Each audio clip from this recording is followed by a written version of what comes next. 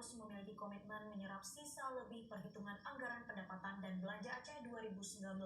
Hal ini dimaksudkan agar penyerapan dana hibah dan bansos yang telah disepakati bersama tidak menjadi silpa di APBA 2019. Berikut informasinya untuk Anda. Apabila tahun 2019 dana hibah dan bansos tersedia 1,2 triliun rupiah dari pagunya 1,8 triliun rupiah, maka harus ada kepastian kapan anggaran itu bisa direalisasikan. Penegasan tersebut disampaikan anggota Banggar DPR Aceh Iskandar Usman Al-Farlaki pada konferensi pers tentang sengkarut silpa APBA 2019.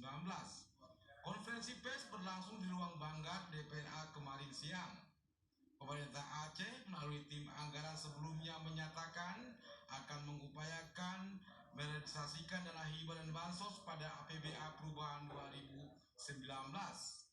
Iskandar Usman Al-Farlaki selaku ketua fraksi Partai Aceh mengatakan perlu komitmen pemerintah Aceh di bulan ke-7 tahun 2019 untuk memberikan kepastian kepada usulan masyarakat yang akan membangun masjid, daya, balai pengajian, jalan desa, dan lorong yang hingga kini belum dieksekusi.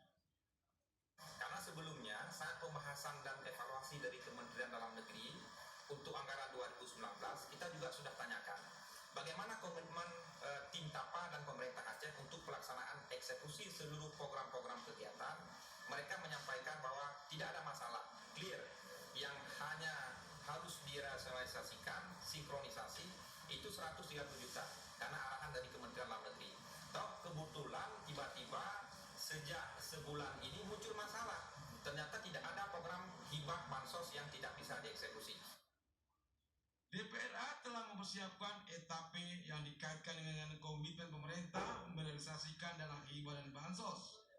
Apabila pemerintah tidak menyerahkan dokumen KUA PPAS APBAP 2019, maka Dewan akan menolak membahas KUA PPAS APBA 2020. Tim Liputan TVRI melaporkan.